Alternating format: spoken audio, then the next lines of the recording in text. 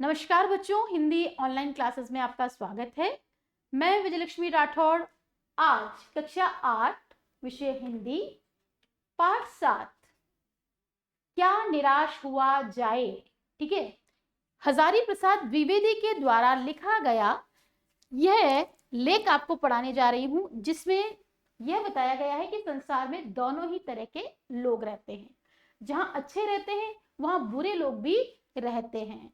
जहां बुरे लोग अपने कामों से हमें परेशान कर देते हैं तो हमें हताश निराश नहीं होना चाहिए, क्योंकि इस संसार में अच्छे लोग भी हैं जो अपने अच्छे कामों से हमें क्या करते हैं, लाभ देते हैं, हमें सुख देते हैं। तो यहाँ लेखक हजारी प्रसाद द्विवेदी एक ऐसी घटना को लेकर आपके सामने उपस्थित हुए हैं जो ये बताती है कि हमें निराश होने की आवश्यकता नहीं है। समाज में जहां बुरे लोग हैं वहां अच्छे लोग भी रहते हैं। आइए आप और हम पढ़ते हैं इस पाठ को। सबसे पहले पढ़ेंगे पाठ के बारे में। प्रस्तुत पाठ क्या निराश हुआ जाए मन। पाठ के बारे में देखें। प्रस्तुत पाठ क्या निराश हुआ जाए में लेखक ने समाचार पत्रों में ठगी बच्चे आप समझते हैं किसी को ठग लेना। ठगने का मतलब होता है बच्चों कि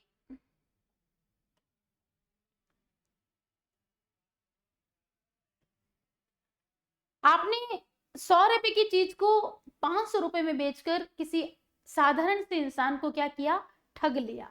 ठीक है, डकैती, डाका डाल देना, चोरी करना, तस्करी करना, ये क्या है बच्चों, सामाजिक बुराइयां हैं। देखो ये क्या है, सामाजिक बुराइयां हैं। और भ्रष्टाचार, भ्रष्टाचार का मतलब होता है वह आचार जो भ्रष्ट है, जो गलत है। ठीक है, जैसे गेहूं की बोरी है राशन की और उसमें लोगों ने क्या किया, उसको बेचने के लिए उसका मूल्य 300 रुपए था, लेकिन गरीब से क्या कर लिया, 500 रुपए ऐंठ लिया। उसके साथ साथ उन्होंने क्या किया, चोरी चोरी उसे बेचा। उसके साथ साथ उन्होंने क्या किया, उसमें कंकड़ मिला दिए। तो ये सब क्या है, भ्रष्टाचार के समाचारों से भरे रहने से निराशा का वातावरण बनता जा रहा है। आप देखेंगे, आप भी समाचार पढ़ते हैं, रोज रोज कुछ ऐसी घटनाएं होती है, किसी की चोरी, किसी की डकैती, किसी के साथ भ्रष्टाचार, किसी के साथ बलात्कार। ऐसी घटनाएं हमारे मन पर क्या करती है, एक नकारात्मक प्रभाव डालती है और हम दुखी हो जाते हैं कि ये सब चल रहा है हमारे समाज में। और कहीं ना कहीं वो हमारे मन पर ऐसा प्रभाव छोड़ती है कि हमारी आशाएं क्या होती है, धीरे धीरे मिटने लगती है। लेखक हमें यही समझा रहा है कि निराशा का वातावरण बनता जा रहा है, उस पर चिंता व्यक्त करते हुए लेखक ने, उस पर चिंता भी बताई है, लेखक ने चिंता की है। और संसार में अच्छे और बुरे सभी काम देखने को मिल रहे हैं, परंतु हमें अच्छे काम करने वालों की ओर देखकर आशावादी होना चाहिए। ये लेखक हमें संदेश क्या देते हैं इससे, कि हमें क्या होना है, आशावादी होना है, हमें आशाओं से भरे रहना है। चाहे संसार में हमारे इर्द गिर्द कितनी भी निराशा हो, हमें तो क्या है, आशावादी ही रहना है। इसके साथ आप देखेंगे बच्चों क्या कहा है कि हमारा ध्यान क्या होना चाहिए, अच्छे काम करने वालों पर। हम जितनी बुराई की गिनती कर रहे हैं, हमें वो काम छोड़ करके हमें अच्छे काम करने वाले लोगों के साथ मिल जाना चाहिए। देखो बच्चों, यहां दिया गया है गद्यांश के शब्दार्थ और अर्थ ग्रहण संबंधी प्रश्नोत्तर। देखेंगे हम, मेरा मन कभी कभी बैठ जाता है। मन का बैठ जाना, डर लगना। समाचार पत्रों में ठगी, डकैती, चोरी, तस्करी और भ्रष्टाचार भरे रहते हैं। यानी कि समाचार पत्र ऐसे नकारात्मक समाचारों से क्या होते हैं, भरे रहते हैं। आरोप प्रत्यारोप का कुछ ऐसा वातावरण बन गया है कि लगता है देश में कोई ईमानदार आदमी ही नहीं रह गया। और जब हम समाचार पत्र पढ़ते हैं तो बड़े बड़े नेताओं की, बड़े बड़े वकीलों की, बड़े बड़े अच्छे पदों पर काम करने वाले लोगों की ऐसी खबरें सुनते हैं बच्चों, जिससे ऐसा लगता है वो एक दूसरे पर क्या कर रहे हैं, आरोप प्रत्यारोप लगा रहे हैं। इसने ऐसा किया, वापस दूसरा दल कहता है कि नहीं मैंने नहीं, ये इन्होंने गलत किया है। तो यहाँ लेखक को ऐसा लगता है कि ऐसे समाचारों को सुनकर के, ऐसे घटनाओं को सुनकर के यूं महसूस होता है कि कोई ईमानदार है ही नहीं, हर व्यक्ति संदेह की दृष्टि से देखा जा रहा है। और ऐसे जब वातावरण जब बढ़ रहा है तो हर व्यक्ति पर संदेह होता है। कोई अच्छा व्यक्ति भी होता है ना, उस पर हम शक करते हैं, नहीं नहीं ये जरूर कुछ ऐसा ही होगा, ये हो सकता है चोरी करने आया है। हम उसको गलत शंका से या संदेह की नजर से देखते हैं। जो जितने ही ऊंचे पद पर हैं उनमें उतने ही अधिक दोष दिखाए जाते हैं। और बच्चों, हम समाचार पत्रों में ये भी पढ़ते हैं कि जितने बड़े ऊंचे अधिकारी हैं वो उतने ही अधिक गुनाह कर रहे हैं, उतने ही गलत काम कर रहे हैं। तो सचमुच ऐसे समाचारों से, ऐसी बातों से, ऐसे समाचार पढ़ पढ़ करके मनुष्य के मन में, मानव के मन में एक डर सा बैठ गया है कि समाज में क्या कभी कुछ अच्छा होगा या नहीं होगा, क्या सारे देश में से ईमानदार लोग चले गए हैं, क्या ये व्यवस्थाएं ऐसी ही रहेगी।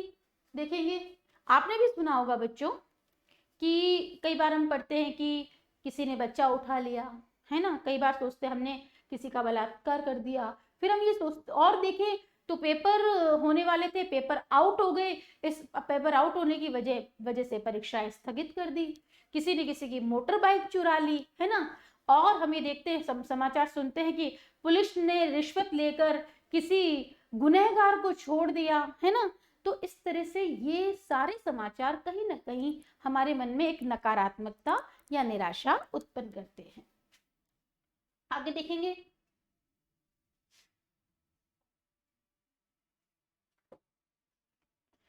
एक बहुत बड़े आदमी से मुझसे एक बार कहा था कि इस समय सुखी वही है, अंडरलाइन करेंगे, ये सुखी वही है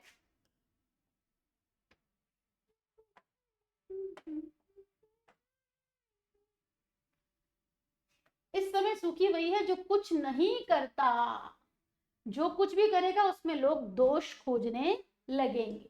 अब देखिए, एक व्यक्ति विशेष की सोच है कि ऐसे माहौल में कुछ करो ही मत, क्योंकि जो कुछ भी करोगे उसमें लोगों को कोई ना कोई दोष तो नजर आएगा ही, उसके सारे गुण भुला दिए जाएंगे, सिर्फ दोषों को बड़ा चिढ़ाकर दिखाया जाने लगेगा।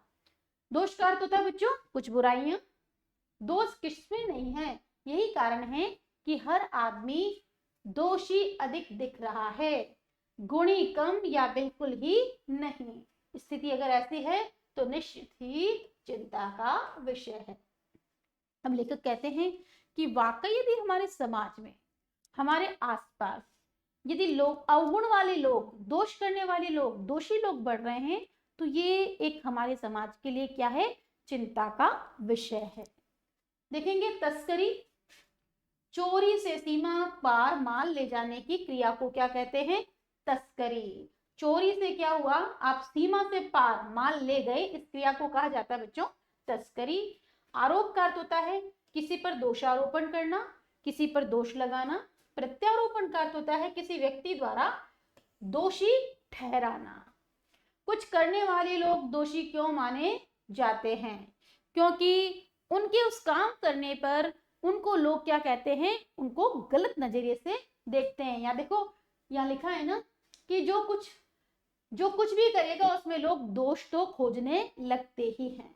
आज चिंता का विषय क्या बनता जा रहा है, आज हमारे समाज में अगर गुण की जगह दोष बढ़ते जा रहे हैं तो यह चिंता का विषय बनता जा रहा है। उपयुक्त गद्यांश किस पाठ से उद्धृत है, उद्धृत का अर्थ होता है बच्चों लिया गया है। तो हम ये कहेंगे कि उपयुक्त गद्यांश क्या निराश हुआ जाए से लिया गया है। इस समय सुखी कौन है और क्यों, इस समय वह व्यक्ति सुखी है जो कुछ नहीं करता, क्योंकि वो जब कुछ करता ही नहीं है तो वो दोष के घेरे में आता ही नहीं है। देखेंगे आगे, क्या यही भारतवर्ष है जिसका सपना तिलक और गांधी ने देखा था। लेखक विचार कर रहे हैं, चिंतन कर रहे हैं कि हमारे इस भारतवर्ष की आजादी कितने महंगे मूल्यों से मिली है, और उसके बाद जो हमारे बड़े बड़े महापुरुषों ने, जैसे बाल गंगाधर तिलक, जैसे महात्मा गांधी ने क्या सपना देखा था, रविंद्रनाथ ठाकुर और मदन मोहन मालवीय का महान संस्कृति सभ्य भारतवर्ष किस अतीत के गड्ढर में डूब गया। आज लेखक चिंता करते हुए ये कह रहे हैं कि क्या महात्मा गांधी ने, बाल गंगाधर तिलक ने, क्या रविंद्रनाथ ठाकुर ने, क्या मदन मोहन मालवीय ने इस भारत का सपना देखा था? वह भारत जो भ्रष्टाचार, तस्करी, चोरी, डकैती, अवगुणों का शिकार होता जा रहा है, अवगुणों के गर्त यानी खड्डे में गिरता जा रहा है। आर्य और द्रविड़, हिंदू और मुसलमान, यूरोपीय और भारतीय आदर्शों की मिलन भूमि मानव महासमुद्र क्या सूख ही गया है। ठीक है, ये देखिए कितना अच्छा, यहाँ पर आर्य जाति आई, द्रविड़ जाति आई हमारे भारत में, हिंदू और मुसलमान भी रहते हैं, यूरोपीय भी है तो यहाँ पे भारतीय भी है, तो भारतीय आदर्शों की मिलन भूमि, यहाँ पर आकर के सभी आदर्श मिल गए। कौन सी भूमि पर? भारत की भूमि पर बच्चों। इसलिए भारत की भूमि को क्या कहा गया है? मानव महासमुद्र क्या सूख ही गया है। मानव महान मानवों का जो समुद्र है भारत, जहाँ के मानव ही कैसे हैं? महान है। ऐसी महान संस्कृति क्या सूख ही गई है? क्या सूख ही गया है? यहाँ सूखने से मतलब है कि क्या महामानव के महान गुण धीरे धीरे समाप्त होते जा रहे हैं। मेरा मन कहता है ऐसा हो नहीं सकता। हमारे महान मनुष्यों के सपनों का भारत है और रहेगा। और लेखक कहते हैं नहीं, ऐसा नहीं हो सकता। यह जो महान देश की महान भूमि है, ठीक है, और क्या कहा गया है, अंडरलाइन करें, मिलन भूमि को क्या कहा गया? मानव महासमुद्र। मानव महासमुद्र।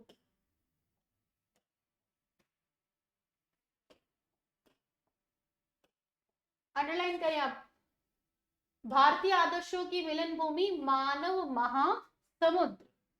और लेखक कहते हैं कि नहीं, मेरा मन तो ऐसा कहता है ऐसा नहीं हो सकता। बेशक कुछ अवगुण आ गए हैं, कुछ दोष आ गए हैं, लेकिन हमारे महान मनुष्यों के सपनों का भारत है और रहेगा।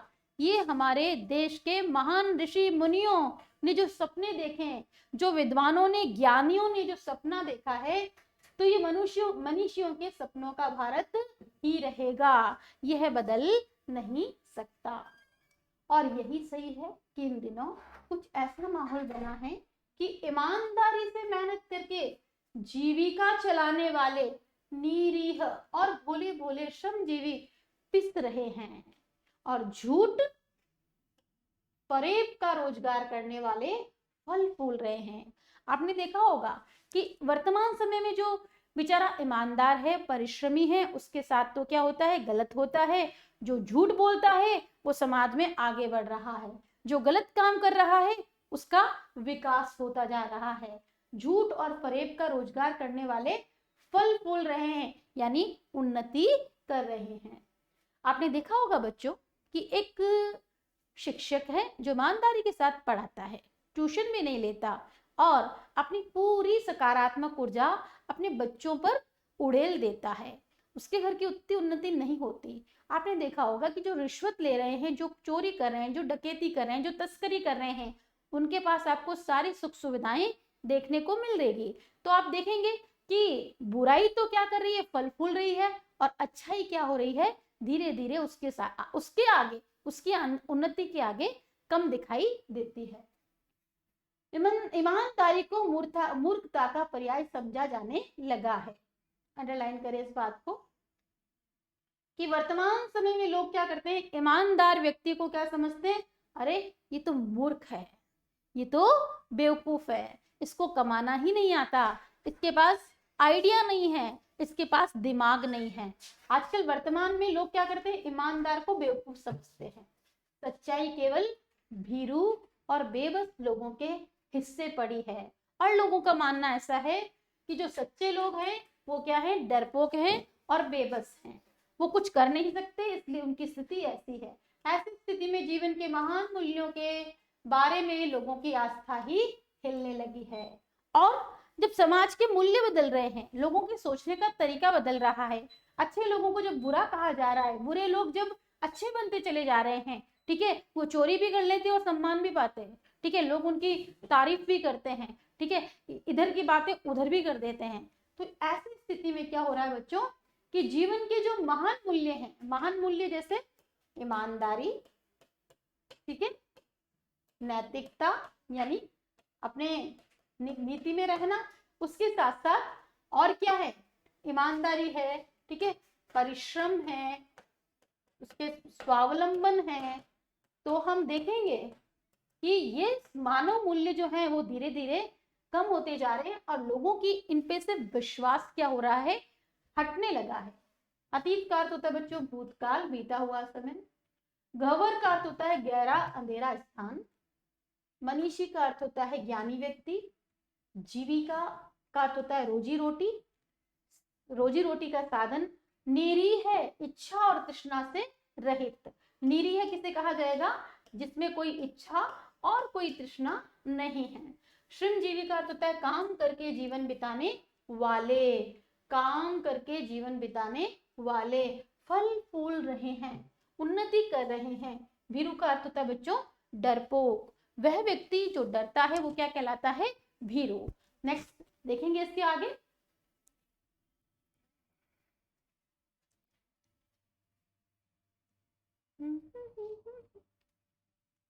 आजकल सामाजिक माहौल कैसा बनता जा रहा है।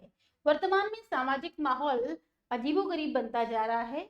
यहाँ पर जो ईमानदार और परिश्रम करने वाले लोग हैं उनकी तो उन्नति रुक रही है। जो चोरी करके या जो हम ये कहेंगे कि जो झूठ बोलते हैं और लोगों को धोखा दे सकते हैं, उनका विकास समाज में देखने को मिल रहा है। किस स्थिति में जीवन के महान मूल्यों की आस्था हिलने लगी है, जब अच्छा करने पे भी अच्छा परिणाम नहीं मिलता, उल्टा जो बुरे लोग हैं उनके साथ जब अच्छा होता है, तो ऐसी क्या कह सकते हैं, ऐसी स्थिति में जीवन के महान मूल्यों की आस्था हिलने लगी है। उपयुक्त गद्यांश का उचित शीर्षक लिखिए। ठीक है, आपने ये गद्यांश पढ़ा बच्चों, तो इसका उचित शीर्षक क्या हो सकता है, हम देखेंगे कि यहाँ पर क्या है, एक बहुत अच्छा सा आपके सामने क्या आया था, शब्द आया था और मैंने आपको उसको अंडरलाइन करने के लिए भी कहा था। ठीक है, तो आप यहाँ देखेंगे कि इस पूरे ही सुंदर से लिख सकते हैं तिलक और गांधी का भारत, या हम ये लिख सकते हैं हमारे सपनों का भारत। इसके अतिरिक्त आपको जो अच्छा लगे वह आप गद्यांश अपनी इच्छा से भी गद्यांश का शीर्षक अपनी इच्छा से भी रख सकते हैं। हमारे महान मनीषियों का भारत कैसा है। देखिए कितना अच्छा प्रश्न है कि हमारे महान मनीषियों का भारत कैसा है। तो हमारे महान मनीषियों का भारत तो क्या है, उनका सपना कैसा था, भारत को कैसा बनाने का था बच्चों, देखेंगे अंतिम लाइन में।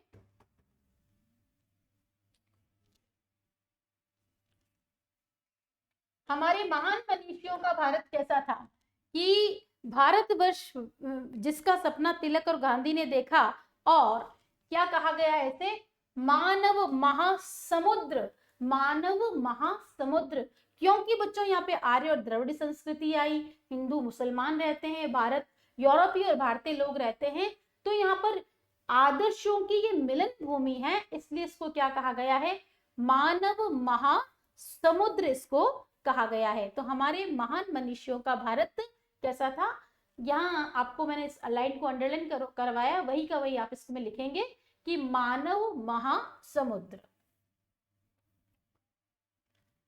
देखेंगे गद्यांश 3, भारतवर्ष में कभी भी भौतिक वस्तुओं के संग्रह को बहुत अधिक महत्व नहीं दिया गया। बच्चे भौतिक वस्तुएं क्या होती है, भौतिक वस्तु में वह वस्तुएं होती है जिससे कि हमें सुख की प्राप्ति होती है, जिससे कि हमें सुख की प्राप्ति होती है। जैसे आज हम मानेंगे कि एक बहुत बड़ा बंगला है, एक कार है, घर में एसी लगा है, ठीक है, उसके अतिरिक्त घर के अंदर सारी सुख सुविधाओं के भोग विलास के साधन हैं। आपके घर में स्विमिंग पूल भी है साहब, ठीक है, और आपका घर कैसा दिखता है, होटल रेस्टोरेंट जैसा दिखता है। इसका मतलब ये है कि आपने अपने ही घर में सुख साधनों के, सुख के सारे ही साधन क्या कर रखे हैं, जुटा रखे हैं। तो देखेंगे यहाँ पे कि भारतवर्ष ने कभी भी भौतिक वस्तुओं के संग्रह को बहुत अधिक महत्व नहीं दिया है। हमारी संस्कृति कहती है कि कम खाओ और गम खाओ, ठीक है, कि थोड़ा कम खाओ, कल के लिए बचा कर रखो। भौतिक वस्तुओं, भौतिक सुख साधनों के पीछे भागने वाले लोग हमारे यहाँ नहीं हैं। आपने तो देखा होगा कि हमारी भारतीय संस्कृति किसानों की संस्कृति है। वो तो डट करके क्या करने वाले, मेहनत करने वाले हैं, ठीक है। फिर उसके बाद अपने धन को क्या करते हैं, बचा कर रखने वाले हैं। तो हम ये देखेंगे कि कभी भी भारतवर्ष फालतू सुख सुविधाओं के पीछे, उसको इकट्ठा करने के पीछे नहीं भागा है। उसकी दृष्टि से मनुष्य के भीतर जो महान आंतरिक गुण स्थिर भाव से बैठा हुआ है, वह वही चरम और परम है। कि परमात्मा का वह अंश आत्मा अपने आप में क्या है, चरम और परम है, ठीक है। और हम देखते हैं लोभ मोह काम क्रोध आदि विचार मनुष्य में स्वाभाविक रूप से विद्यमान रहते हैं। हर एक मनुष्य में होते हैं ये विकार। लोभ भी होता है, मोह भी होता है, उसमें काम की भावना भी रहती है, क्रोध की भावना भी रहती है। और स्वाभाविक यानी जन्मजात रूप से एक मनुष्य ने जन्म लिया है तो उसमें जितने सद्गुण हैं, सद्गुण के साथ साथ उसमें अवगुण भी होते हैं। पर उन्हें प्रधान शक्ति मान लेना और अपने मन तथा बुद्धि को उन्हीं के इशारे पर छोड़ देना बहुत बुरा आचरण है। लेकिन ध्यान रखना बच्चों, भारतीय संस्कृति में, संस्कारों में ये शिक्षा दी जाती है कि हमें मन के अनुसार नहीं चलना है। मन के मते न चालिए, मन के मते हजार। अगर आपने अपने मन को छोड़ दिया कुछ भी करने के लिए, न जाने ये मन आपसे क्या क्या बुरा करवा सकता है। ये कहेगा चोरी कर ले, डाका डाल दे, ठीक है, इसको छेड़ लिया, उसको छेड़ लिया। तो हमारे मन को मन मानेपन की छूट बिल्कुल भी नहीं दी गई है। हमें अपने आचरण पर अंकुश रखना पड़ेगा। हमारे भीतर चाहे कितनी भी बुराइयां हैं, उन बुराइयों का क्या करना पड़ेगा, शमन करना पड़ेगा। उनको दबाकर अच्छाइयों को आगे लाना पड़ेगा। देखेंगे भारतवर्ष ने कभी भी उन्हें उचित नहीं माना, उन्हें सदा संयम के बंधन में बांधकर रखने का प्रयत्न किया है। देखिए बच्चों, भारतवर्ष और भारतवर्ष की संस्कृति में एक शब्द संयम, संयम का मतलब होता है अपने आप पर नियंत्रण रखना और उसके बंधन में बंध करके अपने आप को समाज के लिए हम उपयोगी बनाते हैं। परंतु भूख की उपेक्षा नहीं की जा सकती। लेकिन अगर किसी व्यक्ति को भूख लगी है बच्चों, तो निश्चित रूप से वो अपने भूख को मिटाने के लिए कुछ न कुछ यत्न करेगा। बीमार के लिए दवा की उपेक्षा नहीं की जा सकती। गुमराह को ठीक रास्ते पर ले जाने के उपायों की अपेक्षा नहीं की जा सकती। अगर कोई व्यक्ति बीमार है तो दया उसको दवा की आवश्यकता तो होगी, ठीक है। कोई भूखा है तो उसको भोजन की आवश्यकता होगी। और यहाँ कहा गया है गुमराह को ठीक रास्ते पर ले जाने के उपायों की उपेक्षा नहीं कही जा सकती। और कोई यदि व्यक्ति गुमराह हो गया है, गलत रास्ते पे चला गया है, तो हम क्या करेंगे, उसको भी सही मार्ग पर लाने के प्रयास तो करेंगे ही। देखते हैं शब्दार्थ। आंतरिक, भीतरी, चरम और परम, आखिरी और सबसे सुंदर। चरम यानी आखिरी, ठीक है। हम कहते हैं वह उसके चरम बिंदु तक पहुंच गया। परम का अर्थ होता है सुंदर, विद्यमान, मौजूद, उपेक्षा महत्वहीन, तिरस्कार गुमराह या भटका हुआ, ठीक है। पथभ्रष्ट। लेखक की दृष्टि में बुरा आचरण कौन सा है? लेखक की दृष्टि में बुरा आचरण गलत काम करना है। देखेंगे हम कि भौतिक वस्तुओं का जो संग्रह है, ये हमारी एक तरह से हमारी संस्कृति के अनुरूप कैसा है, बुरा आचरण ही है। भारतीयों ने किन्हें सदा संयम के बंधन में बांधने का प्रयास किया है। यह लिखा है कि भारतवर्ष ने, हमारे यहाँ पे क्या है, लोभ मोह काम क्रोध आदि के विचार जो हैं मनुष्य में स्वाभाविक रूप से विद्यमान है, उन्हें हमें प्रधान नहीं मानना है और अपने मन और बुद्धि के इशारे पर अपने आप को नहीं छोड़ना है। तो हम ये कहेंगे कि भारतीयों ने हमारे मन और बुद्धि को एक तरह से क्या करना है, उसको संयम में बांधने का प्रयत्न करने के लिए कहा है। उपयुक्त गद्यांश का उचित शीर्षक लिखिए। हम लिख सकते हैं भारत की श्रेष्ठ संस्कृति, या लिखेंगे हम भारत के संस्कार। भारतवर्ष में किन किन चीजों को अधिक महत्व दिया गया है? भारत में, अंडरलाइन करेंगे आप इस बात को, भारतवर्ष में मनुष्य के भीतर में जो महान आंतरिक गुण स्थित है उसको क्या दिया गया है? अधिक महत्व दिया गया है। कि हमारे भीतर में जो गुण बैठे हैं, यानी हमारे भीतर जो आत्म तत्व है, उस आत्म तत्व से हम क्या कर सकते हैं? हमारे गुणों को हम पहचान सकते हैं, स्वयं को संयमित रख करके समाज के हित के लिए कार्य कर सकते हैं। नेक्स्ट देखेंगे,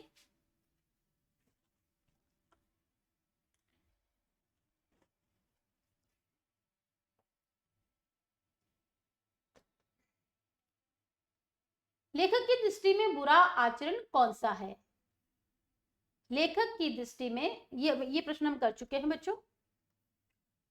हुआ यह है कि इस देश में कोटि कोटि दरिद्र जनों की हीन अवस्था को दूर करने के लिए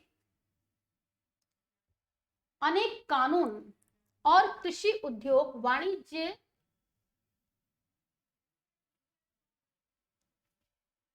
शिक्षा और स्वास्थ्य की स्थिति को अधिक उन्नत और सुचारू बनाने के लक्ष्य से प्रेरित हैं। परंतु जिन लोगों को इन कार्यों में लगना है उनका मन सब समय पवित्र नहीं होता। प्राय वे ही लक्ष्य को भूल जाते हैं और अपनी ही सुख सुविधा की ओर ज्यादा ध्यान देते हैं। देखेंगे कि हमारे देश में क्या हो रहा है कि इस देश में कोटि कोटि दरिद्र जनों की हीन अवस्था को दूर करने के लिए हमारे देश की जो करोड़ों करोड़ों की तादाद में जो जनसंख्या है, उस जनसंख्या को बुरी स्थिति से निकालने के लिए क्या किया गया है? बहुत सारे कानून कायदे बने गए हैं। हमारा एक संविधान तय है, ठीक है। और कृषि में, उद्योग में, वाणिज्य में, शिक्षा में और स्वास्थ्य की स्थिति को बहुत अच्छा बनाने के लिए, सुचारू यानी कि वो ठीक से चल सके, हर भारत के लोग, इंसान को, व्यक्ति को उसका पूरा पूरा क्या फायदा मिल सके, तो ये लक्ष्य हमारे बनाए हैं। परंतु जिन लोगों को इन कार्यों में लगना है, सोचिए आप शिक्षा में हैं, सोचिए कि आप स्वास्थ्य के कार्य में लगे हुए हैं, यदि आपका ही मन, ठीक है, अगर आपका ही मन क्या है बच्चों, पवित्र नहीं है उस काम को करने के लिए, ईमानदार नहीं है, तो प्राय वे ही लक्ष्य को भूल जाते हैं। अब वह व्यक्ति भूल ही गया कि मेरा लक्ष्य क्या है, मुझे क्या करना है और कैसे काम करना है, और अपनी ही सुख सुविधा की ओर ज्यादा ध्यान देते हैं। अब शिक्षा के क्षेत्र में कोई चला गया और ये सोचे कि नहीं मैं आराम करूं, ठीक है, स्वास्थ्य के क्षेत्र में चला गया और सोचे कि नहीं मैं तो आराम करूं, मेरी नौकरी कोई और कर ले और मुझे तो बैठे बैठे पैसे मिल जाए, तो बच्चों ऐसा बिल्कुल भी नहीं हो सकता। क्योंकि अगर उनको ये सोचना चाहिए कि मेरी ड्यूटी क्या है और मुझे मेरा क्या कर्तव्य है, मैं एक ऐसा काम करूं जिससे कि 10 लोगों को फायदा हो, तभी जाकर हम क्या कर सकते हैं, बिगड़ी हुई परिस्थितियों को भी अच्छा बना सकते हैं, हमारे दरिद्र भारत जनों को क्या कर सकते हैं, सहयोग दे सकते हैं। बच्चों अभी महामारी के कोरोना काल में आपने देखा होगा कि सरकार के द्वारा बहुत सारी सुविधाएं दी तो जा रही थी, लेकिन बेचारे गरीबों को वो सीधी सीधी मुहैया नहीं होती थी। जैसे कि सरकार के द्वारा लोगों को भोजन उपलब्ध कराया जाता था, ठीक है, गरीबों को, यतीमों को जो कि फुटपाथ पर रहते हैं, ठीक है, लेकिन आपको पता है बीच के लोग इस फ्री के भोजन को क्या करते थे, अपने पास रख लेते थे, उन पैकेट्स को खा लेते थे, अनाज उन तक नहीं पहुंचता था। तो हम इस तरह से देखते हैं कि देश के लिए दरिद्र जनों के हीन अवस्था को यानी बुरी अवस्था को दूर करने के लिए जिन लोगों को हमने काम में लगाया है,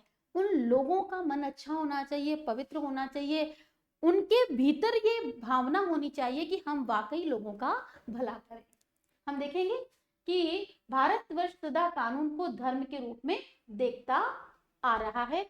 आज एकाएक कानून और धर्म में अंतर कर दिया गया है। हमारे शुरू से ही हमारे देश में क्या है, कानून को, यानी कि हमारे देश का कानून ही ऐसा है, उसको धर्म के रूप में हम देखते हैं। किसने गलत किया है, ये धर्म की दृष्टि से सही नहीं है।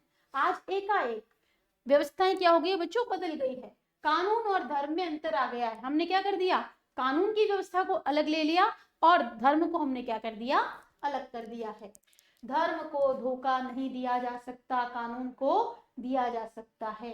यही कारण है कि लोग धर्म भीरू हैं, वे कानून की त्रुटियों से लाभ उठाने में संकोच नहीं करते। और हमारे यहाँ भारतवासी क्या है, थोड़े वो क्या है कि धर्म में ही विश्वास करने वाले हैं, इसलिए वो क्या बन गए बच्चों, धर्म भीरू बन गए हैं और उल्टा क्या करते हैं, कहीं ना कहीं अपना नुकसान करते जा रहे हैं। मैं इसके शब्दार्थों को, इसके प्रश्नों को अपनी नेक्स्ट क्लास में फिर समझाऊंगी। तब तक के लिए दीजिए मुझे इजाजत। नमस्कार।